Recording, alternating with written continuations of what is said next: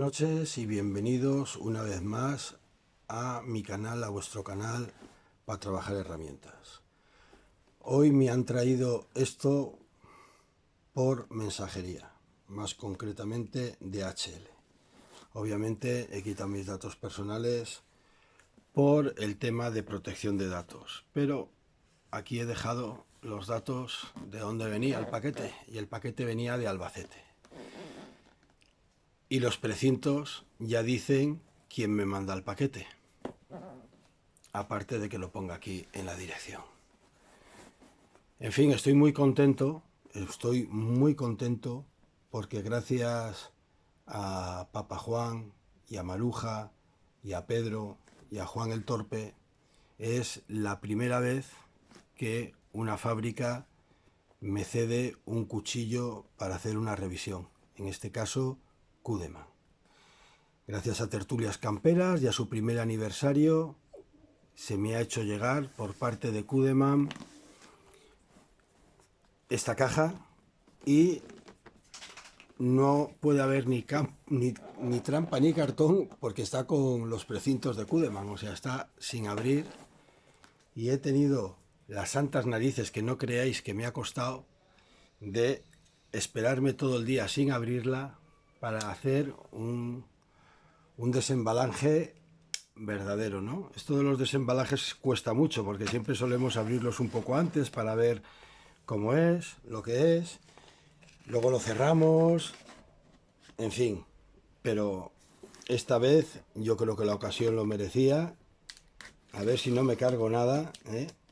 Y lo voy a abrir verdaderamente delante vuestra. Madre mía, la caja es grandísima, o sea, es que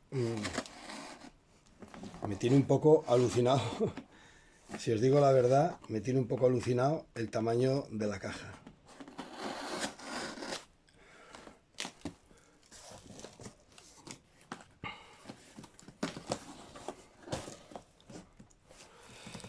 Vamos a ver si consigo no desmontar el chiringuito. Bueno, vale. La caja es grande. Obviamente esto es nada, papel continuo, papel de almacén y unos cartones estratégicamente colocados, ¿vale? Para que no se estropee contra como pesa la caja original de Cudeman. Esperar un momento, que si puedo no voy a retirar la caja y voy a poner encima la caja que ha llegado. Bueno, un desembalaje, vosotros lo decís en inglés, yo no voy a ni intentarlo, pero utilizo la terminología almodenista de los anticuarios, que es desembalaje, que me gusta mucho. 291 GM especial versión. Eso ya dice bastante.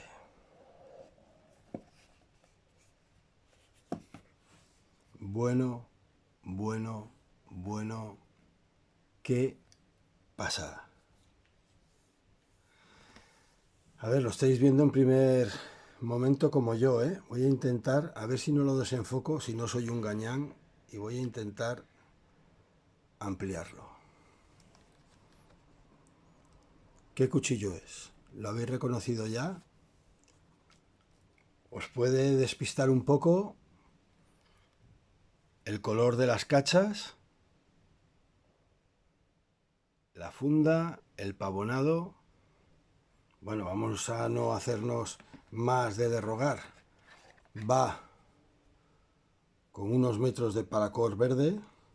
Además, si no me equivoco, más o menos por el grosor y por los hilos que se ven dentro, paracord de 5 milímetros, paracord bueno, paracord americano, nada de paracord chino.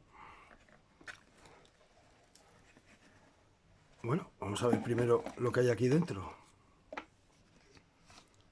Vamos a dejar aquí el paracord y vamos a ver lo que hay aquí dentro. Un adhesivo de Kudeman. Ostras, qué bonito. Qué bonito, mirad. Un llavero de Kudeman troquelado en el acero.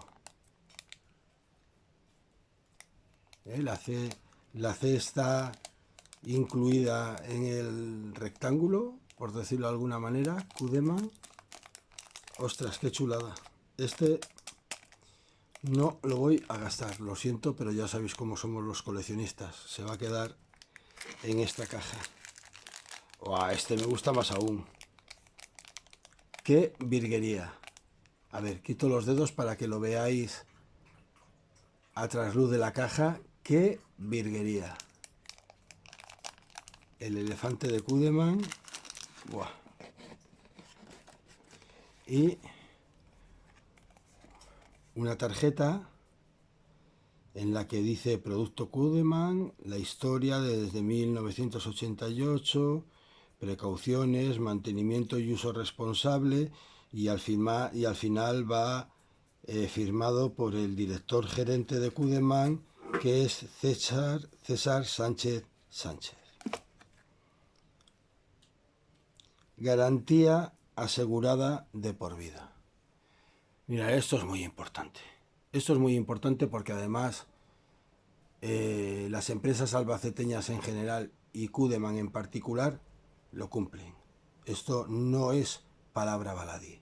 Que ya un cuchillo te venga con una garantía de por vida quiere decir que, de no ser que tú hagas el genízaro, que tú hagas el salvaje, que hagas una mala praxis, que hagas lo que no tienes que hacer, como sea un fallo de fabricación, el fabricante te retira el cuchillo y te lo subsana.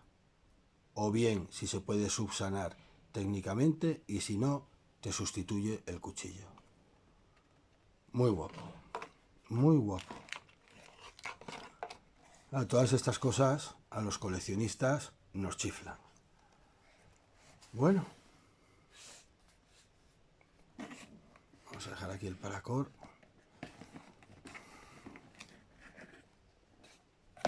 Madre mía, cómo pesa. No me esperaba que pesara tanto, ¿eh? Ya, mirar. No sé si habéis visto lo mismo que yo. Es divertidísimo, ¿eh? Esto de hacer los desembalajes. No he abierto el corchete del bolsillo, pero ya he girado la funda y no sé si estáis viendo lo mismo que yo. ¿Estáis viendo lo que estoy viendo yo? Pensaba sinceramente que como en otros modelos vendría vacío.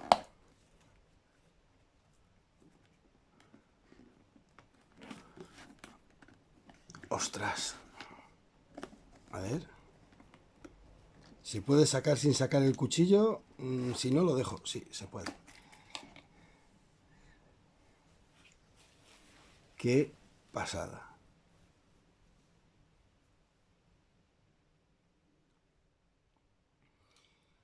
Lleva su reloj de sol, su sistema de orientación y un metro de 9-10 centímetros. Sí, de 10 centímetros, a ver. De 10 centímetros es el metro.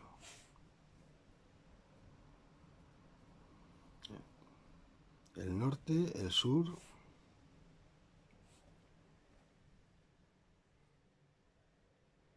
El agujero. Y una piedra de afilar.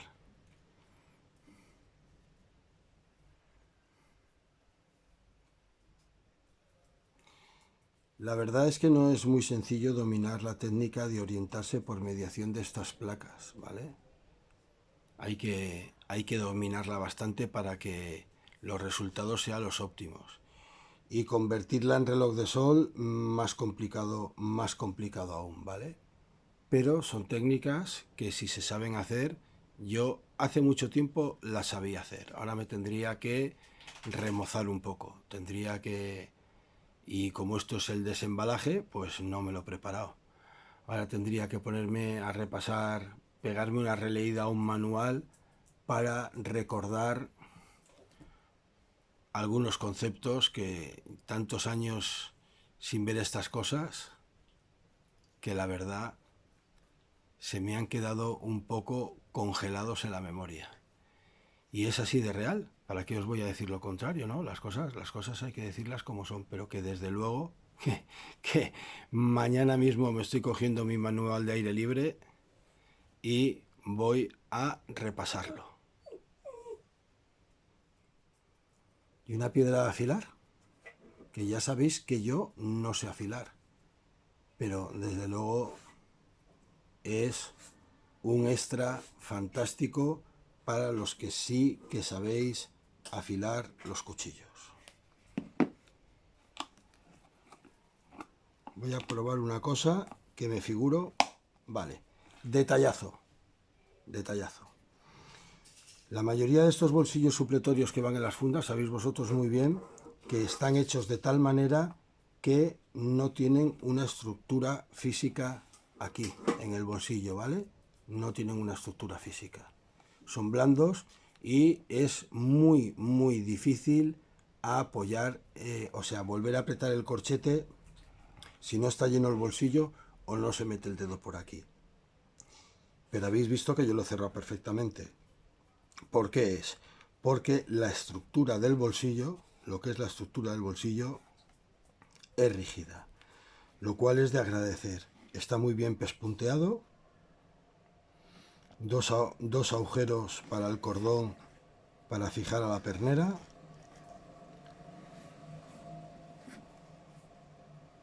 dos remaches arriba para darle más dureza a las costuras y ya estamos viendo,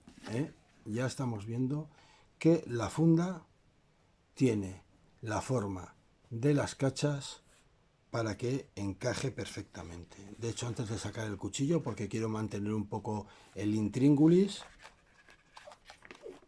esto no tiene ni el más mínimo. Lo que estáis oyendo es el cordino. A ver si lo recojo.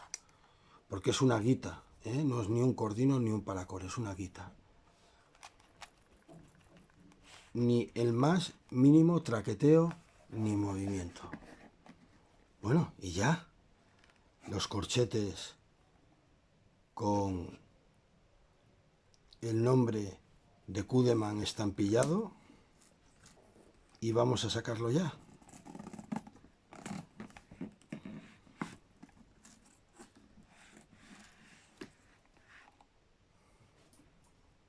Señores, el boina verde de Cudeman.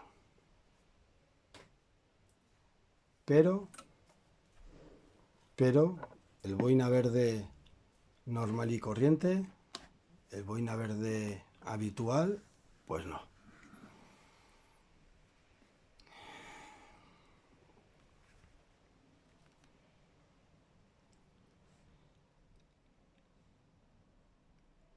Primer aniversario tertulias camperas.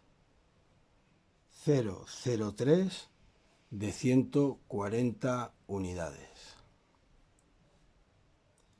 Ya no vamos a leer más, ya no es necesario leer más porque de este cuchillo, como bien os podéis figurar, voy a hacer una revisión. Las cachas en G10 están impresionantes, de verdad, ¿eh? Y vamos a ver ahora. Buah. Menudo agarre. No quiero adelantar mucho porque por supuesto que voy a hacer un vídeo revisión del cuchillo. Y probablemente este vídeo lo veréis incluido en ese vídeo. Pavonado en negro. Todos conocéis el Cudeman boina verde, con su prominente rompecocos. Pero bueno, el pavón en negro, las cachas en G10 de color madera son impresionantes. Bueno, aquí ya en el desembalaje tengo que dejar una cosa muy clara. Quiero agradecer profundamente a Papa Juan y a Maruja del canal de Un Tajo y a Tertulias Camperas, sus tertulias que cumplen ahora un año, por eso este cuchillo de aniversario, lo bien que siempre se han portado conmigo y con el canal para trabajar herramientas, lo agradecido que estoy a que me hayan invitado siempre abiertamente a sus tertulias. Ya llevo un tiempo participando de manera continua en ellas y que hayan hecho que este cuchillo de su primer aniversario me llegue a mí para compartir pues este festejo, esta efeméride con ellos. De verdad que como no podría ser de otra forma, muchísimas gracias. Y esperar un momento porque no voy a terminar. ¿Cómo lo llamáis? ¿Unboxing? Voy a terminar el desembalaje sin quitar la caja, ¿vale? Y hacerle... Vaya, ya me ha caído la piedra al suelo. Bueno, pues la piedra es de calidad porque ni se ha resentido. Sin hacerle, pues hombre, los parabienes de gala sobre el fondo que suelo utilizar y que tengáis una visión bonita del cuchillo.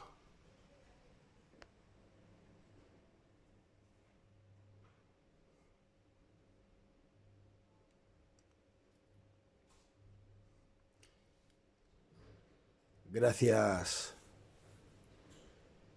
a Maruja, gracias a Papa Juan, gracias a Pedro, gracias a Juan el Torpe y gracias, mil gracias a la casa Kudeman, que es la primera fábrica que cuenta conmigo para hacer una revisión.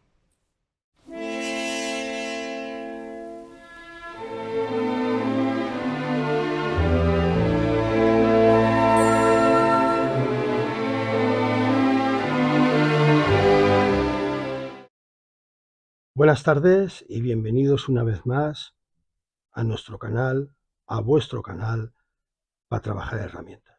Os habréis dado cuenta, os habrá sorprendido de que hoy hemos cambiado un poco la estructura de mis vídeos habituales. La temática y el cuchillo a enseñar lo pedía y lo merecía. Hemos empezado el vídeo con un desembalaje, ¿vale? La apertura del paquete en la cual me llega el cuchillo que hoy vamos a enseñar. Desembalaje. Yo sé que se suele utilizar otro término inglés, otro barbarismo, pero yo siempre utilizo el mismo, lo reiteraré siempre que sea necesario, porque es una palabra muy castellana, muy española, que utilizan históricamente desde tiempos que ni se sabe los almodenistas y anticuarios. Como ya hemos visto, vamos a hablar de este cuchillo.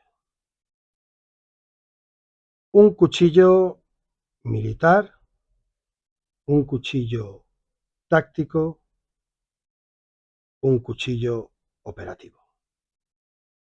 Antes de contar la historia de hoy, me gustaría incidir un poco. Veo que últimamente hay un poco, no de controversia, no es una controversia, ¿no? Hay un poco de disparidad de opiniones sobre si un cuchillo es táctico, si es militar, si yo utilizo el término operativo, debido a la morfología del cuchillo. Mi opinión personal es que no debemos de cerrar mucho el paréntesis, el corchete que introduce dentro mucha cuchillería, porque una cosa es, yo distinguiría en que una cosa es un cuchillo de combate, un cuchillo de asalto, un cuchillo de operaciones especiales, llamémoslo como queramos, que entraría dentro de un subgrupo de los cuchillos militares, de los cuchillos tácticos, de los cuchillos operativos. Está claro que el cuchillo de combate, el cuchillo de asalto, el cuchillo de operaciones especiales, suelen ser dagas muy afiladas, de doble filo, más bien livianas, con las que el operador se tiene que defender o tiene que atacar llegado a un momento de la lucha cuerpo a cuerpo o llegado a un momento de una lucha silenciosa que lo requiera. Pero yo veo que ese tipo de cuchillo es simplemente una parte, un segmento de un corchete más amplio, de unos paréntesis más amplios, de un conjunto más amplio, que son los cuchillos tácticos, los cuchillos militares, los cuchillos operativos. ¿Por qué digo esto? Porque los cuchillos operativos hay muchas morfologías diferentes, desde cuchillos de supervivencia, desde cuchillos de operaciones especiales, desde cuchillos de zapadores, desde cuchillos de trincheras. Hay mucha morfología y muy amplia, con diferentes mangos, con diferentes filos, cuchillos de infantería de marina. Si nos vamos históricamente a ver la gama que hay y las formas que hay y los tamaños de cuchillos militares es muy amplia. Por ejemplo, están los cuchillos de zapadores, por poner un ejemplo para que todo el mundo me entienda, muy anchos de pala, muy grandes, muy robustos, con una empuñadura muy recia, que se utilizaban por los cuerpos de zapadores, valga la redundancia, para fortificar, atrincherar o incluso posicionar las piezas de artillería para los artilleros, ¿no? Y pues su morfología no tiene nada que ver, ni muchísimo menos, con esas dagas de asalto o de combate. Entonces, yo doy mi opinión, creo que todo el mundo está en lo cierto cuando cataloga un cuchillo a otro como cuchillo militar o como cuchillo táctico, solo que dentro hay una gran familia de diferentes morfologías según fuera el uso que se le diera o simplemente del cuerpo de ejército que sirviera. Hecha esta aclaración, para mí, claramente, no porque se llame boina verde, pero para mí, claramente, este cuchillo es un cuchillo táctico, un cuchillo operativo, un cuchillo militar. Luego lo veremos en el desarrollo de las especificaciones y de la explicación. Cuando, gracias a Maruja y Papa Juan del canal de Un Tajo y de Tertulias Camperas, gracias a la ingente obra que han realizado ellos dos con la estrecha colaboración de Pedro y de Juan el Torpe, la Casa Cudeman nos ofrece este cuchillo para que lo revisemos, un cuchillo primer aniversario de Tertulias Camperas. Desde aquí, mi más sentida enhorabuena a Papa Juan y a Maruja, porque han conseguido unas tertulias que son, a mi modo de ver, un auténtico referente hoy en día entre los aficionados a los filos, al bushcraft, al aire libre, a la supervivencia. Cada día tienen más audiencia y cada día son, por decirlo de alguna manera, más interesantes y mejores. Además, me consta que a ambos dos les cuesta mucho trabajo, dedican mucho tiempo a estas tertulias para que luego todos las disfrutemos. Entonces, pues, señores de la Casa Cudeman, por mi parte, eternamente agradecido por haber tenido este detalle con Tertulias Camperas del canal de Un Tajo de Maruja y Papa Juan.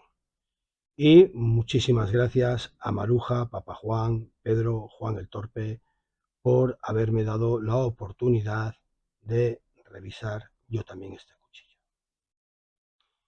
Dicho esto, porque nobleza obliga, y lo tenía que decir, dicho esto, tengo que reconoceros que dije, la historia que tengo que contar hoy no puede ser una historia normal y corriente. Tengo que buscar una historia a la altura del cuchillo. Tengo que buscar una historia militar, porque vamos a revisar un cuchillo táctico, militar, operativo. Tengo que buscar una historia que esté totalmente a la altura de la gran calidad que tiene este cuchillo. Y dándole vueltas al tema no sabía muy bien qué contar, y de repente me vino, yo creo que es la inspiración, me vino a la cabeza un apellido: Don Joaquín Vara de Rey. Creo que al decir este nombre mucha gente ya vais a saber lo que voy a contar. Y los que no lo sepáis, estar muy atentos, porque por desgracia, en este siglo en el que vivimos, se ha abandonado mucho la historia de nuestro país. Y hay gente que por desconocimiento, por desdén y algún grupo por maldad, están permitiendo que nuestra historia caiga en el abandono y en el olvido. Y el abandono y el olvido al final conllevan a la desaparición. ¿Cuántas veces hemos dicho que si la industria del cine español fuera como la de Hollywood, simplemente con hacer películas como hace Hollywood con sus hechos históricos norteamericanos, simplemente con hacer películas sobre los hechos históricos que han ocurrido en este país, generarían grandes superproducciones? Pero bueno, ya sabemos aquel famoso título del libro del autor contemporáneo español que dice: y si habla mal de su país, ese es un español. En fin, don Joaquín Vara de Rey. Don Joaquín Vara de Rey era el general que le tocó vivir los hechos históricos que vamos a narrar en 1989, no quiero equivocarme, que sabéis que para los números soy un desastre, en la Guerra de Cuba. Ahora por ahí está un poco de moda llamarle Guerra Hispanoamericana. Hispanoamericana siempre ha sido la Guerra de Cuba. Nosotros aquí en España siempre la hemos conocido como la Guerra de Cuba. Y tenemos uno de los refranes más populares de este país, que decían, lo recordáis todos el refrán, ¿no? Que es parte de nuestra cultura, el refranero: más se perdió en Cuba y volvían cantando, ¿no? Lo recordamos todos. A mí esta historia me trae un poco de recuerdo familiar, porque mi bisabuelo Francisco, que era granaíno, era capitán del ejército español y luchó en la Guerra de Cuba. Sufrió heridas graves, se le trasladó de nuevo a la península y en cuanto se recuperó pidió voluntariamente que se le reincorporara otra vez a su regimiento en Cuba, volvió a embarcar y volvió a Cuba y estuvo en Cuba hasta que acabó la Guerra de Cuba. Y diréis: ostras, si tanto sabes de tu bisabuelo, y más datos que os podría dar. Porque hoy en día hay una serie de instituciones a las que, si te acreditas y demuestras la línea de consanguinidad familiar, te dan los expedientes militares, si los solicitas debidamente, de tus antepasados. Yo solicité el de mi bisabuelo y me enteré de cosas curiosísimas que de otra manera no las hubiera sabido, ¿no? Pero bueno, ese no es el caso que nos ocupa. Casi todas las familias de este país, casi todas las familias de este país tuvieron familiares que de una manera u otra tuvieron que luchar en la Guerra de Cuba o simplemente estuvieron en Cuba. En 1898, a esas alturas de la película, por decirlo de manera expresiva, Cuba no era una colonia. Es que estamos muy equivocados. Cuba, Filipinas, Guinea, Sáhara, se les consideraba como una provincia más española. Intentar sacarle más punta de la que tiene a este tema es la famosa leyenda negra española, ¿vale? Desde luego, por parte de mi madre, es que la vida es muy curiosa. Por parte de la vida de mi madre, de la familia de mi madre, estaba mi otro bisabuelo, Papa Antonio, que era marino, capitán de barco comercial, de barco mercante, con un famoso armador que había en la época, que era la Ibarrense, ¿vale? Y hacía la ruta Galicia-Cuba-Jamaica, ¿vale? De aquí, de España, se llevaban productos españoles para los indianos y luego el barco volvía cargado pues con especias y con todo el tipo de material que había en Cuba y en Jamaica que se podía vender aquí en España. Rones, azúcares, cafés, todo lo que os podáis figurar. Los españoles que estaban afincados allí se les conocía como indianos, me figuro que sabéis el nombre. Se habían ido allí a hacer fortuna y se habían afincado allí. Luego, cuando se jubilaban, solían regresar a España, ¿no? Entonces, a nivel familiar, yo siempre he oído contar que la ruta era una ruta comercial. Hombre, se atravesaba un océano, pero se iba pues a otra provincia de España con toda normalidad a desembarcar mercancía y a cargar mercancía y traerla de vuelta a España. Yo sé que esto que acabo de decir, depende de quien me escuche, va a levantar un poco de ampollas, pero siempre digo lo mismo. Aquí detrás hay colgado un cartel imaginario que dice, por favor, no dispare contra el pianista, ¿no? Como rezaba en los salones del lejano oeste. Se puede estar más de acuerdo conmigo, menos de acuerdo conmigo, pero no despotriquemos. Por desgracia, por desgracia, hay que ver cómo evolucionó la pérdida de los españoles de Cuba. Y no digo nada más. Históricamente, quien quiera y que tenga interés, que estudie cómo evolucionó Cuba en el momento que nos fuimos los españoles de allí. Y no tengo nada más que decir. Bueno, desde principios del siglo XIX, los norteamericanos, muy dados a sacar a los marines de excursión, habían decidido que por su seguridad propia, por su ámbito de influencia, por la materia prima que tenía Cuba, que Cuba, Puerto Rico, Filipinas, tenían que ser de ellos. Me figuro que en su mentalidad pensarían, y perdón por el desabrupto, no lo suelo hacer en el canal, me conocéis de sobra, pero hay veces que para que sea expresivo lo tengo que hacer, ¿no? Me figuro que dirían que qué coño hacíamos los españoles ahí tan cerca de la puerta de su casa, ¿no? Y decidieron que por activa o por pasiva se tenían que hacer con Cuba, o bien comprándosela al gobierno español, o bien pues por las malas. En aquello estaban, el gobierno español había tomado la decisión de que bajo ningún concepto les vendía Cuba, y los americanos se sacaron de la manga pues el hundir un destructor que tenían, todo hay que decirlo, viejo y obsoleto, que tenían fondado en el puerto de Santiago de Cuba. Era el tristemente conocido USS Maine. Se escribe Maine, el Maine.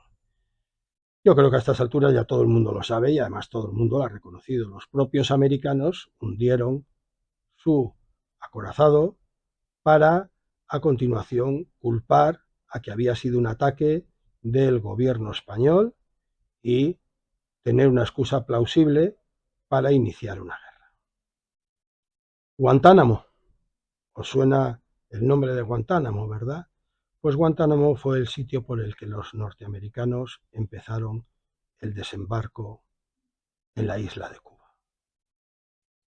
en Guantánamo y en otros puntos más. Y ahora aquí es cuando hay que hacer pues la reflexión que sabemos que por desgracia está muy extendida a lo largo de la historia de nuestro país, y es que Cuba estaba muy lejos de España, o España estaba muy lejos de Cuba, los políticos españoles estaban a lo que estaban, tenían abandonados muchos sectores de la sociedad española, no había dinero para muchas cosas por aquel entonces, y mucho menos para un ejército de ultramar que estaban en unas posesiones tan lejanas, ¿no? Los españoles intentaron, los gobiernos españoles intentaron de alguna manera apaciguar el ansia imperialista de los americanos, el incipiente ansia imperialista de los americanos, cosa que no solo no consiguieron, sino que los americanos se lo tomaron como un signo de debilidad por parte nuestra. Y a la vez, intrínsecamente en esa actitud de los políticos, pues el ejército español no estaba dotado en Cuba, no estaba Filipinas y Puerto Rico, o sea, y de lo mismo, pero bueno, hoy estamos hablando de Cuba, no estaba dotado de piezas de artillería modernas, o no de demasiadas piezas de artillería modernas, ni de ametralladoras, de máquinas, de ametralladoras pesadas, que si bien ya lo tenía el ejército español peninsular, no se había considerado oportuno trasladarlo al ejército de ultramar de Cuba. Vamos a hablar de la defensa del Cane. No sé si lo pronuncio bien, de Caney, perdón, de la defensa de Caney, acabado en Y. Y sobre todo de su fuerte El Viso y del general don Joaquín Vara de Rey. Pero hay varias cosas que es conveniente contar. Cuando la flota, esta batalla de la que vamos a hablar, está incluida en los sucesos, en las batallas de los días posteriores, todo en un gran conjunto que fue la batalla de Santiago de Cuba, perdón, iba a decir yo San Antonio, la batalla de Santiago de Cuba. Vale. Hay otro hecho histórico que nos lo tendríamos que hacer mirar y que nos tendría que dar un poco de vergüenza, porque hace un poco tiempo se solicitó que a determinadas calles se les quitara el nombre del almirante Cervera, y alguien hasta se atrevió a decir que es que el almirante Cervera era un fascista. Y estas cosas se dicen solo por dos caminos: o porque hay un desconocimiento total de la historia de este país nuestro, o porque hay una maldad de fondo, ¿no? El almirante Cervera, y lo voy a hacer muy rápido, muy rápido, muy rápido, porque no es el objeto de este vídeo, es aquel almirante al que, cuando rodea la flota norteamericana la bahía de San Antonio de Cuba, encerrando dentro de la misma a la flota española, que era mucho más pequeña y anticuada que la flota norteamericana, y se le convina a rendirse, el gobierno español le da la orden al almirante Cervera de que hunda sus barcos, explosione las Santa Bárbaras, las salas de máquinas, hunda sus barcos en la bahía de San Antonio de Cuba. Esa es la orden que le dan. Y que salve a la marinería, a los oficiales, y que se vayan a tierra.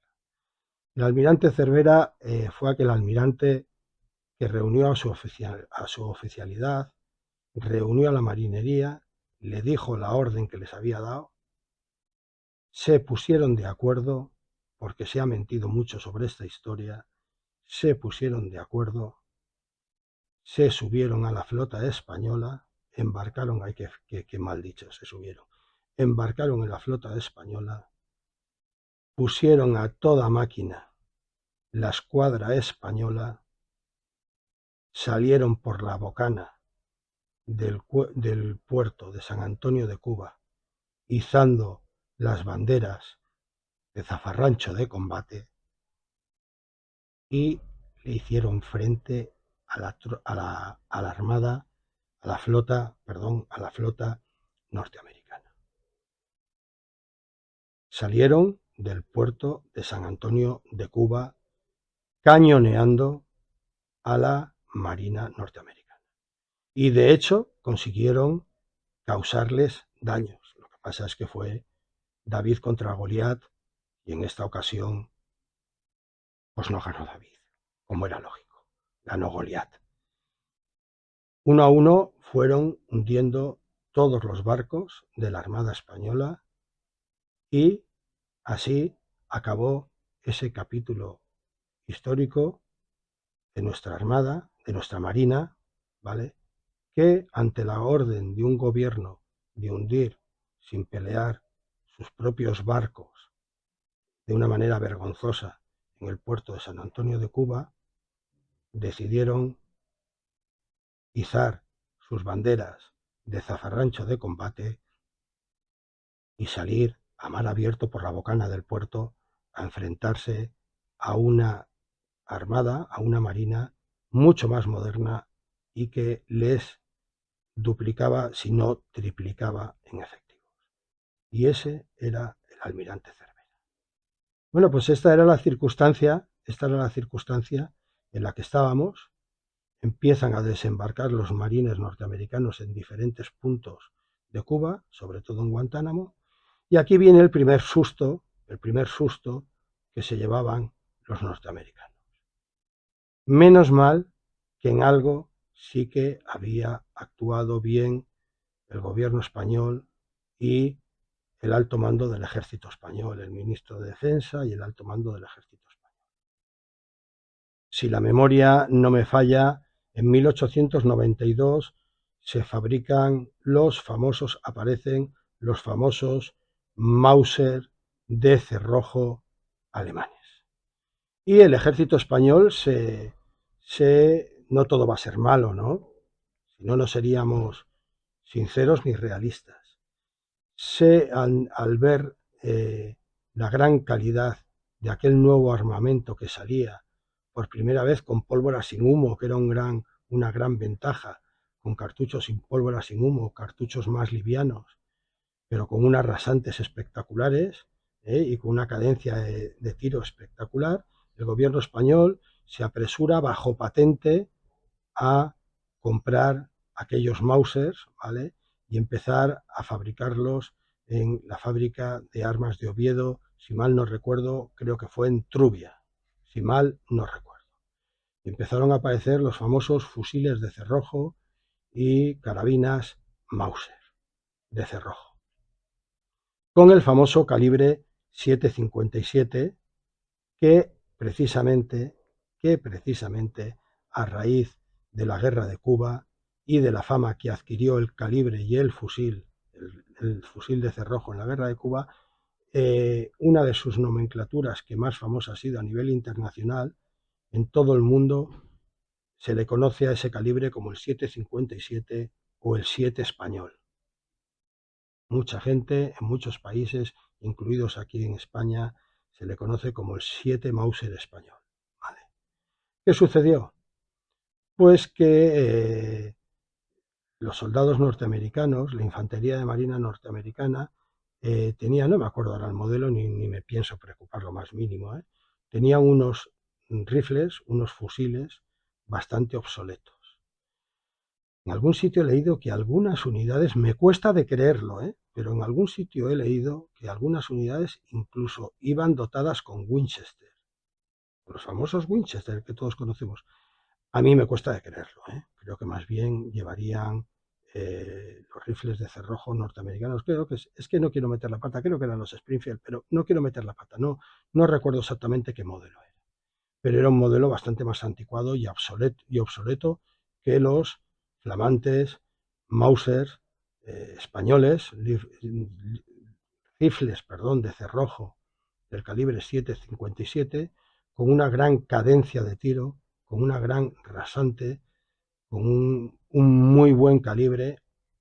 Y la sorpresa les vino a los norteamericanos, que en muchos sitios de sus desembarcos literalmente les mantuvieron las tropas españolas hasta 2 días metidos en el agua, con el agua a la cintura. Pero esto no es una frase hecha.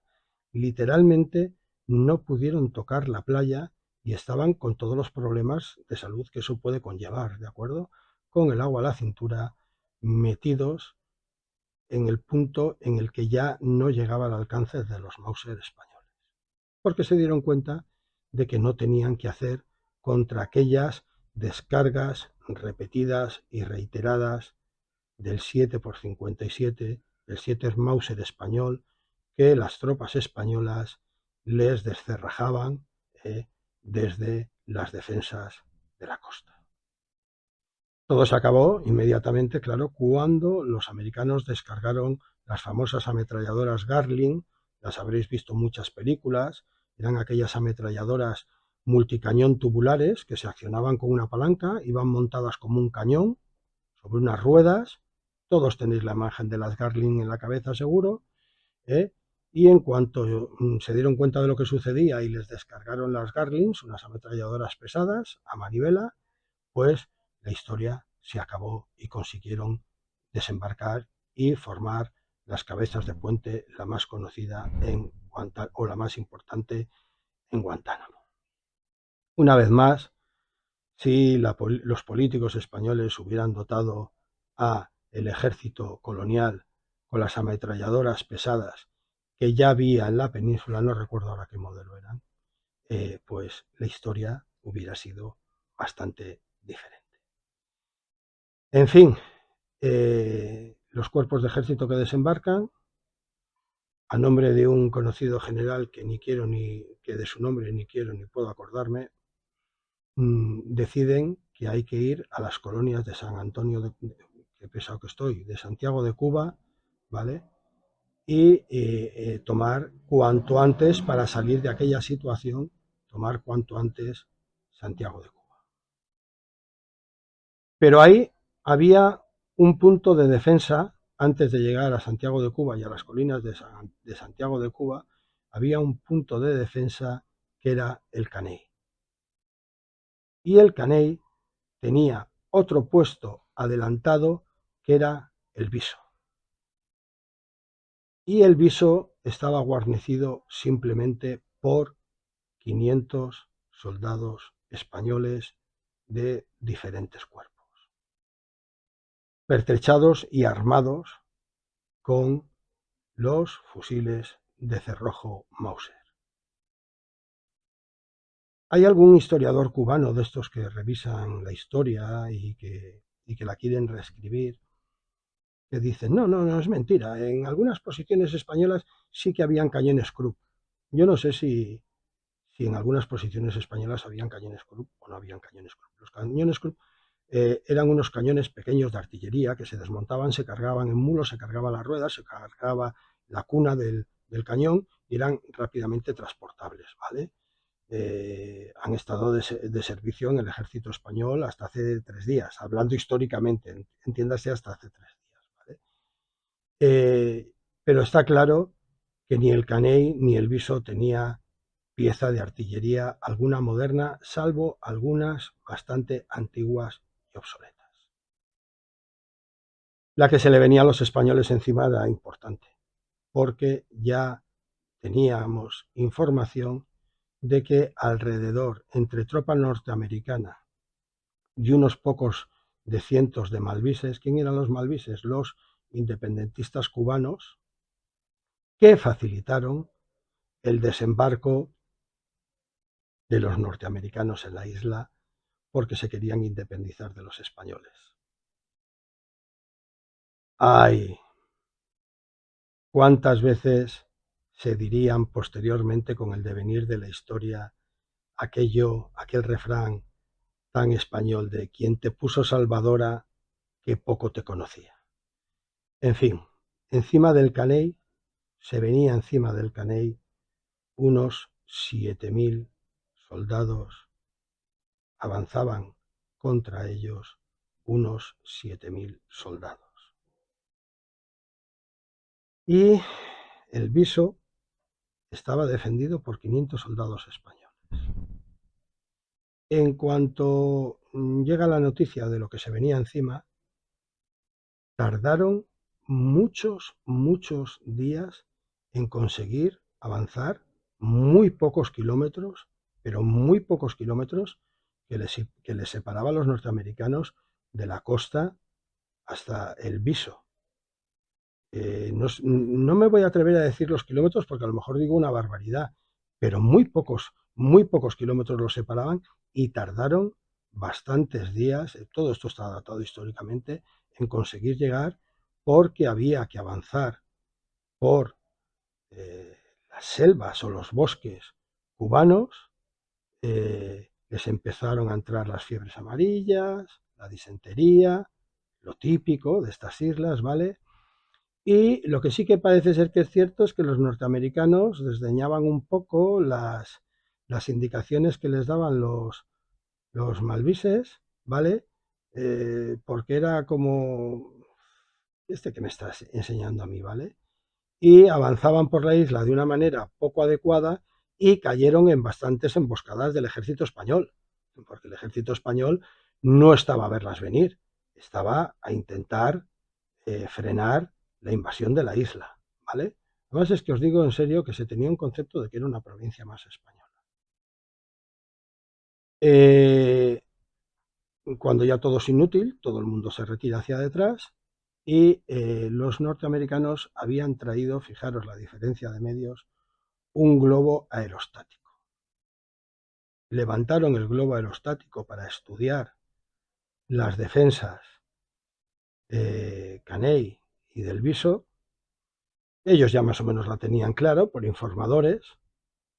Teníamos el enemigo en casa, los cubanos, que les habían facilitado el desembarco, los independentistas cubanos, y levantan un globo aerostático que habían traído, ven las circunstancias, bajan el globo aerostático. Esto del globo aerostático es divertido, porque lo volaron consiguieron volar 2 veces. La segunda vez que lo intentaron volar, lo derribaron las tropas españolas. Se acabó el globo aerostático, ¿vale? Pero bueno, aquella primera vez les funcionó. Y decidieron el ataque. Pensaban que 500 soldados españoles a la hora de verse venir encima 7.000 soldados norteamericanos, pues que iban a decir, hasta luego Lucas, nos vamos de aquí. Y con esa mentalidad prepararon el asalto del Viso para luego llegar a Caney. Al Viso se le habían construido 5 o 6 bloqueos, depende del historiador que te hable de ello, te da un número u otro. Se le habían construido 5 o 6 bloqueos alrededor, más o menos se venía a hacer en forma de estrellas, puestos avanzados, ¿vale? Para que obligar a que a ver, esto era muy típico del tipo de guerra, de la estrategia de guerra española, se utilizó hasta en la guerra de África. Muchos de los que hayáis estado en el tercio o en regulares o que hayáis leído sobre la guerra de África, el concepto bloqueo os sonará, ¿vale? Eran defensas puestos atrincherados con madera, con sacos terreros, con alambradas, pero con construcciones más o menos de fortuna, de madera. Eran puestos que se colocaban más avanzados de la posición principal. ¿Para qué?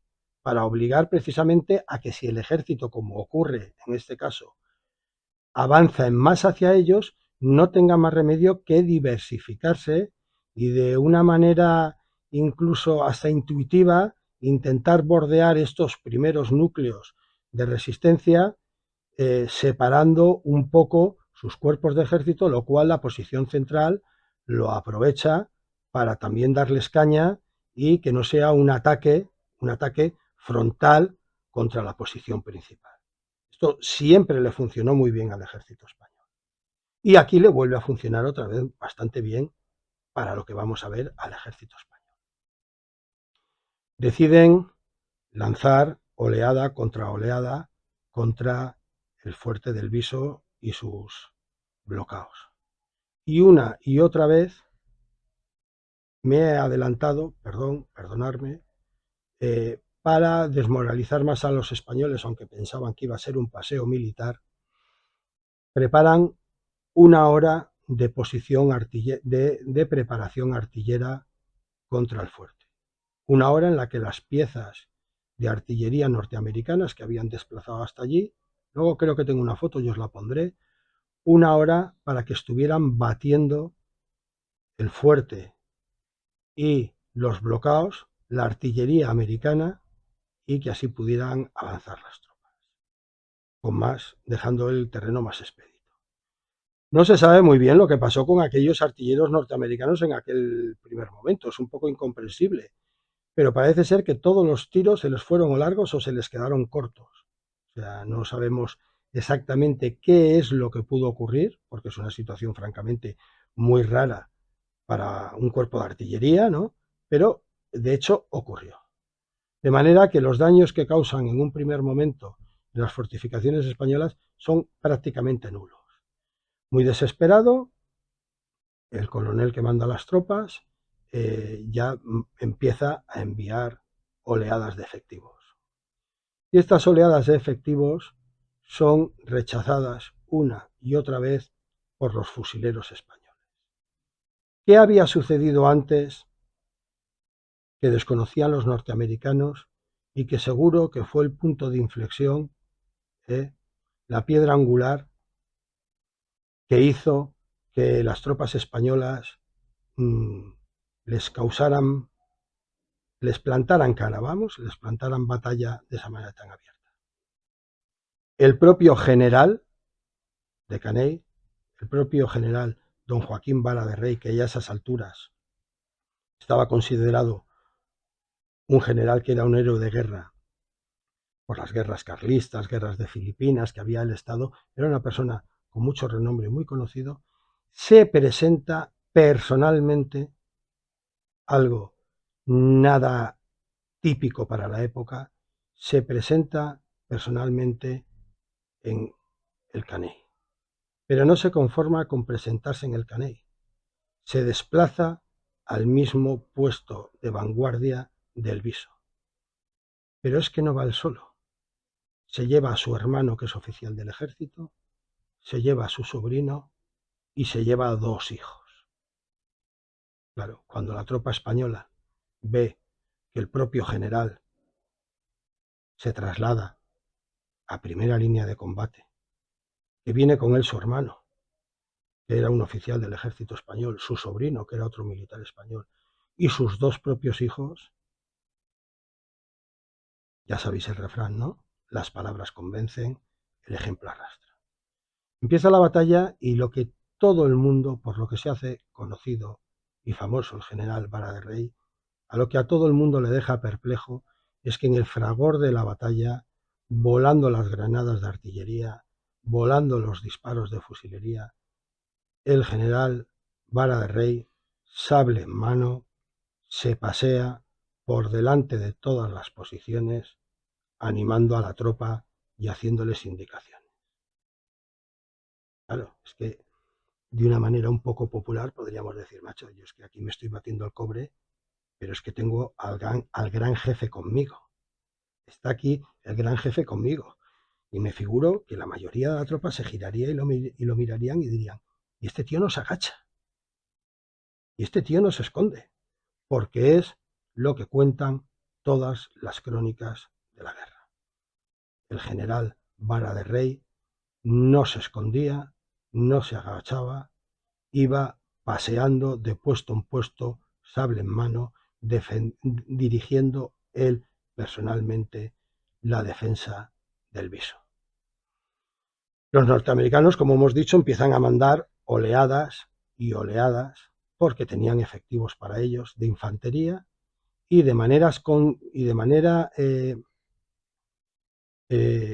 no me va a salir el nombre, hoy estoy torpe, de manera ordenada, vamos a decir, en los diferentes puestos de trincheras y de defensas que se habían colocado estratégicamente escalonado, insistentemente, consecutivamente, ordenadamente, iban apareciendo los cuerpos de fusileros Mauser en mano, 7,57, que iban realizando descargas cerradas de fusilería, causando una auténtica masacre entre las tropas norteamericanas.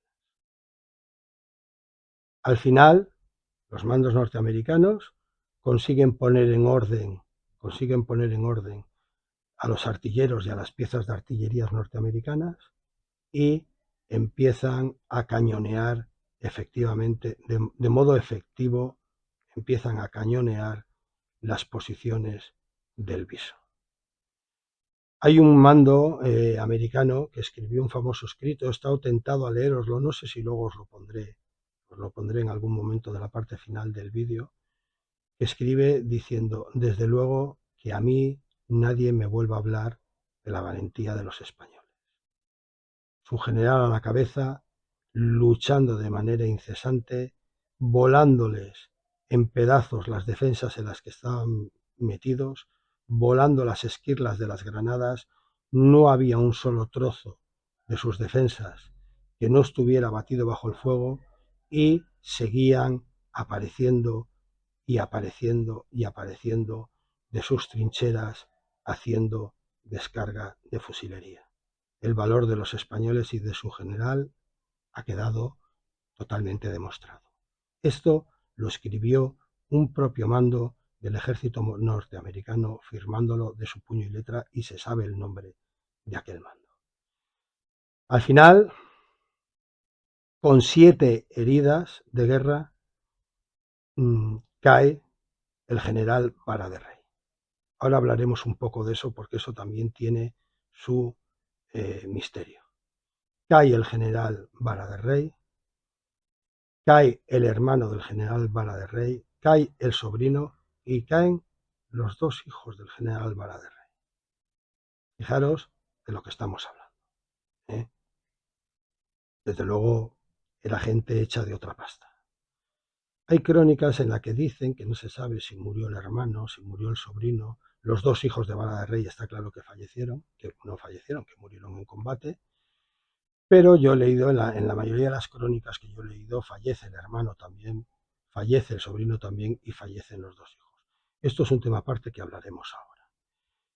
Al final, ante la desaparición del jefe, del mando, ante la carnicería que había y con las grandísimas bajas que habían sufrido ya, pues a las 12 horas de defensa, algún historiador dice 10, pero muchos afirman que a las 12 horas de defensa, unos 63 soldados que quedaban con vida frente a todos los cuerpos de ejércitos norteamericanos deciden retroceder de forma ordenada, muy importante, ante el asombro de los norteamericanos. No es que digan hasta luego Lucas y echen a correr, deciden retirarse de forma ordenada, no sin antes inutilizar las pocas y obsoletas piezas de artillería que tenían, que es una cosa muy habitual en los ejércitos, para que no cayeran útiles en manos del enemigo, y ordenadamente se retiraron a las posiciones del Caney.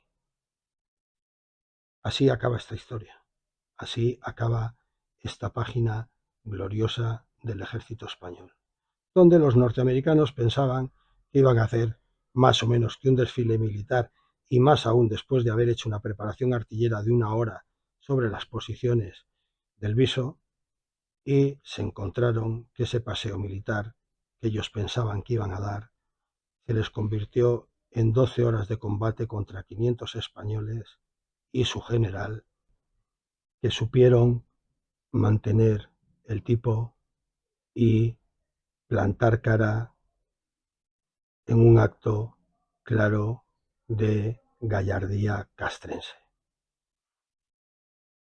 Esta triste historia se vuelve un poco truculenta en su última fase. Los norteamericanos siempre mantienen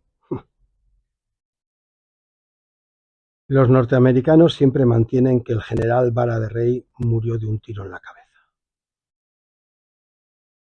Los malvises, los cubanos, siempre dijeron que no, que ellos fueron los que mataron al general Vara de Rey. Los norteamericanos, a lo largo del tiempo y de la historia, en varios estudios, en varias publicaciones, han reconocido el honor del general, fue enterrado con honores, fue enterrado con los máximos honores militares porque reconocieron militarmente, castrensemente, lo que había hecho, permitieron que unos meses después una delegación del ejército español viniera, exhumara su cuerpo para trasladarlo a España. En la exhumación del cuerpo, el ejército norteamericano también estuvo presente rindiendo homenaje, rindiendo honores militares al general. Bueno, aquí puede haber un poco también de vergüenza por parte de ellos. Parece ser que el general Vara de Rey, cuando estaba gravemente herido con 7 heridas, y él ya no podía tomar esa decisión, porque mientras que fueron las primeras heridas, él fue totalmente reacio, no permitió bajo ningún concepto que se le evacuara a Caney, ¿vale? Pero ya llegó un momento en la 7ª herida que se ve que él ya no estaba con capacidad de decisión y se decidió inmediatamente que con una patrulla se le subiera en una camilla y se le evacuara a Caney.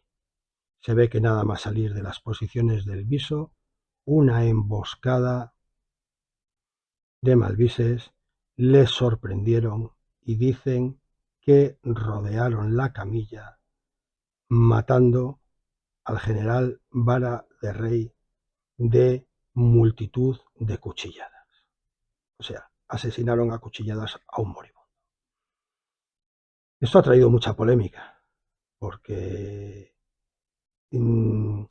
los historiadores cubanos no son muy propensos a respaldar esta teoría porque, hombre, les dejan un lugar un poquito.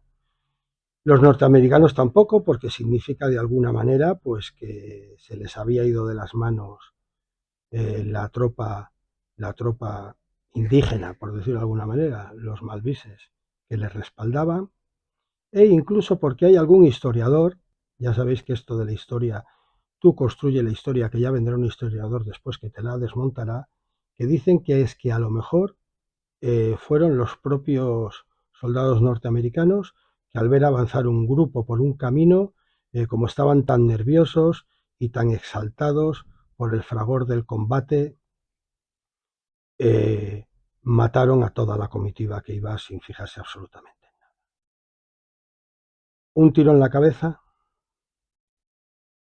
muerto mientras que lo evacuaban en una camilla por la fusilería y los soldados norteamericanos, asesinado a machetazos por los malvises cubanos.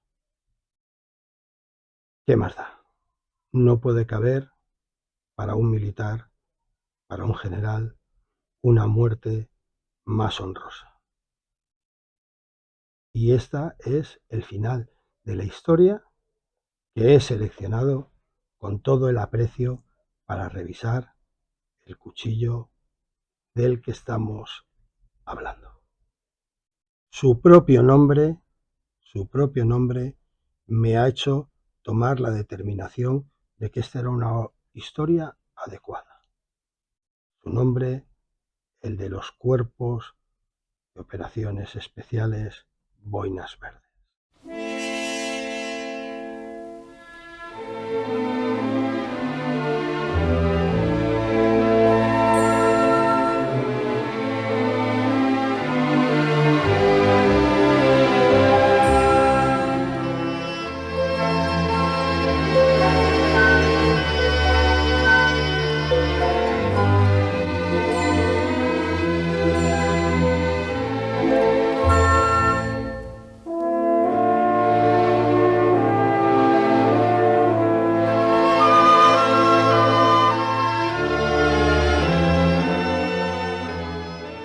Bueno, pese a que en el desembalaje hemos visto muchas de las características de este cuchillo, vamos a hacerle ahora una revisión un poco más detallada. En primer lugar, estoy totalmente de acuerdo con la apreciación de mis compañeros de tertulias camperas, que no hay que olvidar que este es el cuchillo conmemorativo del primer aniversario de tertulias camperas, el cuchillo que ha hecho la casa Kudemann a tal efecto, y que va a haber a la venta una serie limitada de unidades para todo aquel que lo quiera tener. Estoy de acuerdo, decía, con ellos en el tema del tamaño, el que sea el modelo cadete, que es un poco más pequeño que el cuchillo boina verde estándar, por decirlo de alguna manera, quizás lo convierte un poco más en operativo o táctico si cabe.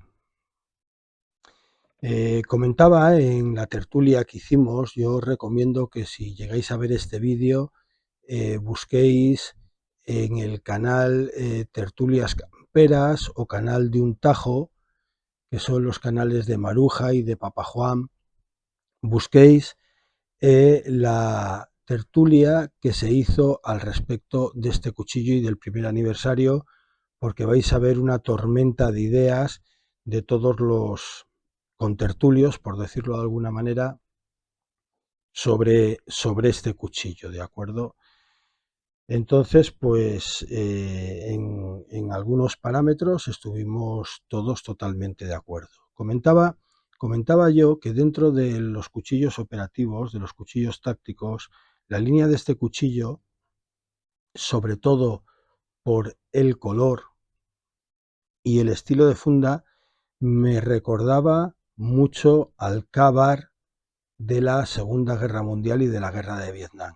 A ver, está claro que en morfología no se parecen un cuchillo al otro, pero en estética, el pavonado negro, las cachas de G10 de color marrón, que en este caso el Ka-Bar son de cuero, y una funda marrón de cuero también, le da una estética muy al estilo de aquel cuchillo táctico. No, volvemos a decir, no en cuanto a parámetros ni morfología del mismo, sino en cuanto a estética. Yo creo que este cuchillo entra un poco en la dinámica dentro, si hablamos de cuchillos tácticos, si hablamos de cuchillos operativos, entra un poco o podría entrar un poco en el segmento de cuchillos amables. A lo mejor no es una traducción muy correcta de la palabra técnica, pero ¿qué quería decir los cuchillos amables? Fue una especie de acuerdo tácito, no escrito, en el cual llegaron o al cual llegaron las tropas de la Primera Guerra Mundial de no utilizar unos filos que fueran o que produjeran unas heridas salvajes y dolorosísimas. De hecho, pues algún ejército que otro, no voy a mencionar, en la Primera Guerra Mundial dotó a sus soldados de unos cuchillos y de unas bayonetas que tenían unos aserrados, que tenían una morfología que cuando los soldados bisoños llegaban al frente, llegaban a las trincheras y se dedicaban a limpiarlos o a afilarlos, en cuanto se los veían sus propios camaradas de combate, sus propios compañeros, les aconsejaban que se deshicieran inmediatamente de esos cuchillos y que no entraran en combate con ellos. ¿Por qué? Porque si el enemigo les sorprendía o les cogía prisioneros con ese tipo de armas blancas, probablemente no se lo harían pasar muy bien. ¿De acuerdo? Entonces existe esa historia de ese acuerdo unilateral, tácito, no escrito, que tomaron los soldados, entre ellos de los ejércitos combatientes, contrincantes, en que los filos de los cuchillos, fijaros, dentro de lo que cabe, de lo que es un cuchillo táctico y de combate, que los filos fueran amables. Ya digo que lo de amables entre comillas, y dentro de lo que cabe que un filo de combate pueda ser amable, ¿no? Pero desde luego que no fueran algunas salvajadas que llegaron a tener como dotación algunos ejércitos. Entonces entra un poco en la línea de esa, de un cuchillo amable. Ya digo que lo de amable, un cuchillo táctico de combate amable, ya digo que lo de amable, reitero una vez más, entre comillas, si es que un cuchillo o un filo de combate puede ser amable. Vemos que la morfología que tiene es ligeramente afalcatada, que es drop point, tiene un falso contrafilo que en su día se debería de convertir en un contrafilo auténtico, ¿de acuerdo? Lo que pasa es que ya sabemos todos la legislación española. Ahora, en un escenario bélico, en un escenario de combate, entiendo que sí que podría, por parte del operador, perfectamente, en manos de una persona habilidosa que lo supiera hacer, convertir este falso contrafilo en contrafilo. ¿Por qué? Porque inmediatamente pasaría, por su tamaño, pasaría a convertirse también en un cuchillo de asalto, en un cuchillo de combate cuerpo a cuerpo. Vemos que el cuchillo lleva un pavonado negro, unas cachas en color madera G10. A mí personalmente me gustan, a diferencia de algún compañero mío, a mí las cachas me gustan y me gusta mucho el color de las cachas. Lleva un descapsulador que yo la verdad es que no le veo ninguna utilidad en un cuchillo, sinceramente, os lo digo de verdad, ni siquiera en un ambiente bélico, en un espacio bélico, ¿vale? No le veo ninguna utilidad. Vemos que lleva los famosos cortacables o escarceladores, ¿vale? Ya hemos dicho muchas veces que para los materiales plásticos de las carlingas, de vehículos, etcétera. Que además de ser cortacables por fricción, escarceladores también, yo les veo una utilidad o creo que pueden estar orientados o que el diseño de ellos puede venir, estoy un poquito espeso, puede venir de la apertura de las cajas de munición que habían hasta hace bien poco, ¿de acuerdo?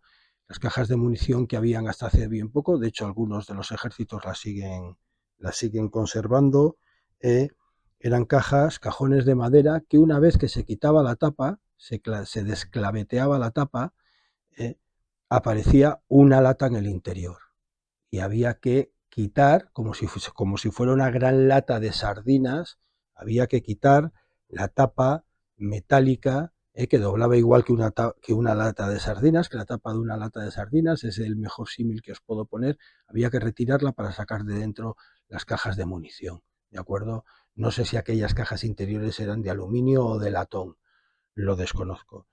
Esta herramienta que tiene el cuchillo, aparte, para esa labor, perdón, sería bastante útil sin tener que dañar el filo. ¿De acuerdo? La muesca de abajo, muy típica en muchos cuchillos operativos, también se alude a que puede ser un cortacables por fricción. Yo la mayor utilidad que le veo es la de, fijaros bien, retirar, a ver si os lo puedo enseñar, ¿vale? Yo la mayor utilidad así que le veo es la de también poder retirar del fuego los típicos cacillos, los típicos escudillómetros que la tropa en un momento determinado puede colocar en el fuego, en unas ascuas o en un hornillo a calentar, o en un hornillo de fortuna a calentar. Hemos dicho que es drop point, que es afalcatado. No creo, yo no tengo ningún problema con estos afalcatados y menos cuando son tan sutiles como estos. ¿Por qué yo no tengo ningún problema? Pues porque siempre lo he dicho abiertamente, yo no sé afilar cuchillos.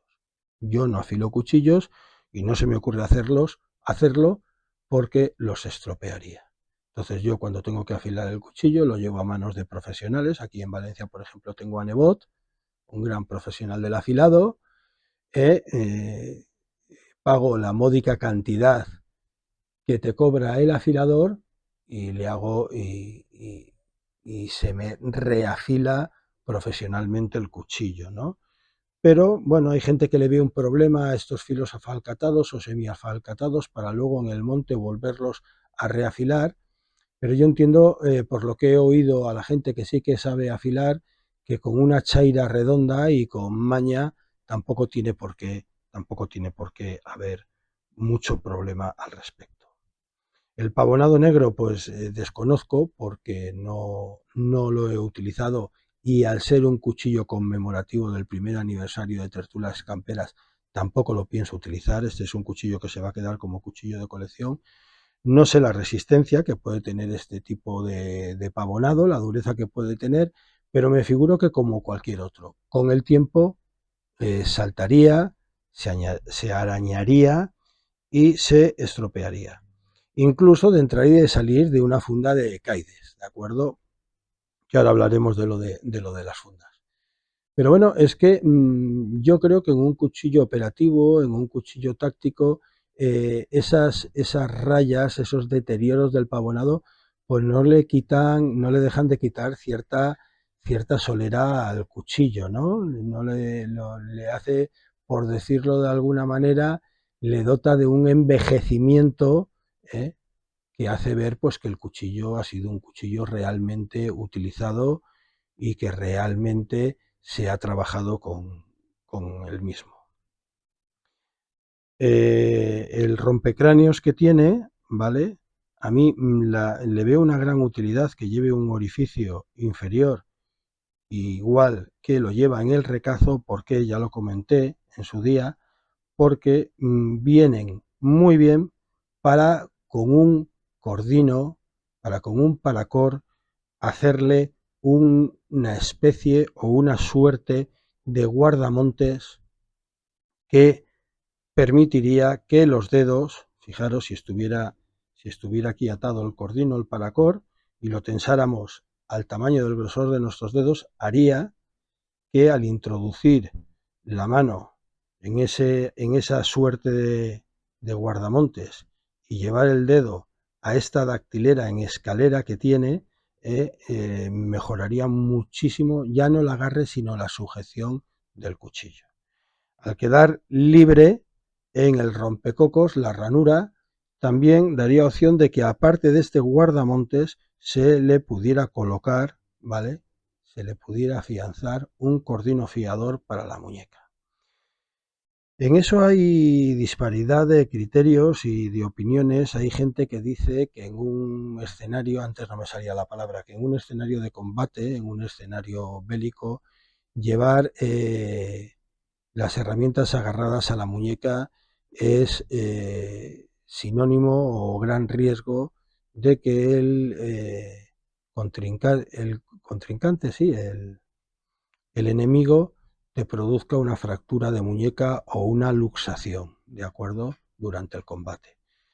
Pero yo también he oído a muchos especialistas en lucha de cuchillo que en el caso de un cuchillo no es tan así, no es tan el riesgo.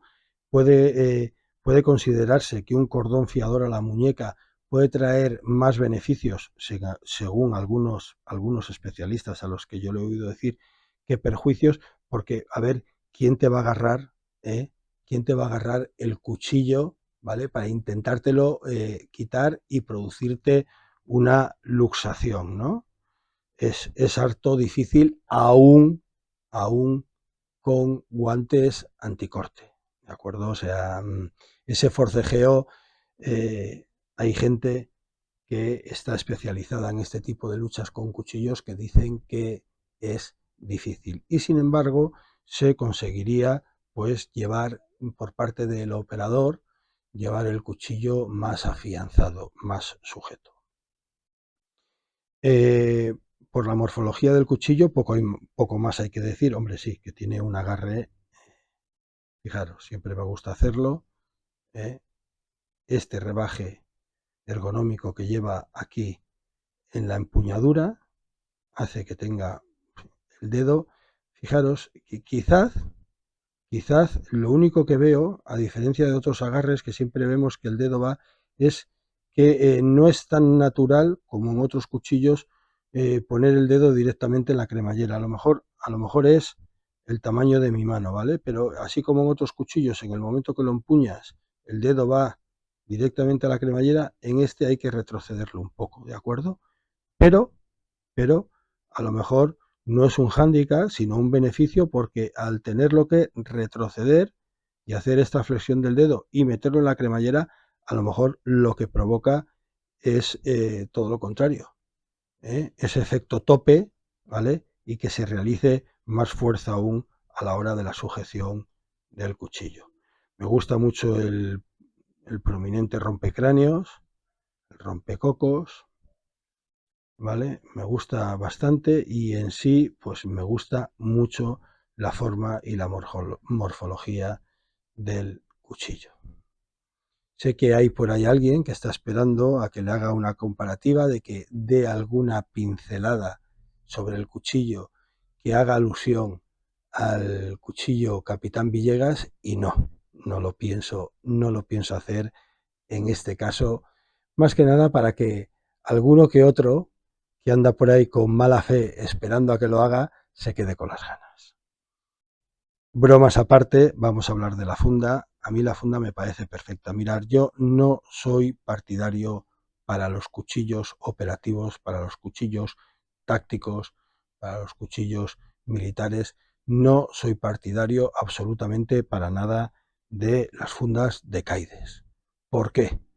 Porque las fundas de Kaides en el silencio de la noche son muy ruidosas y se convierten totalmente un hándicap para el operador en la utilización del cuchillo.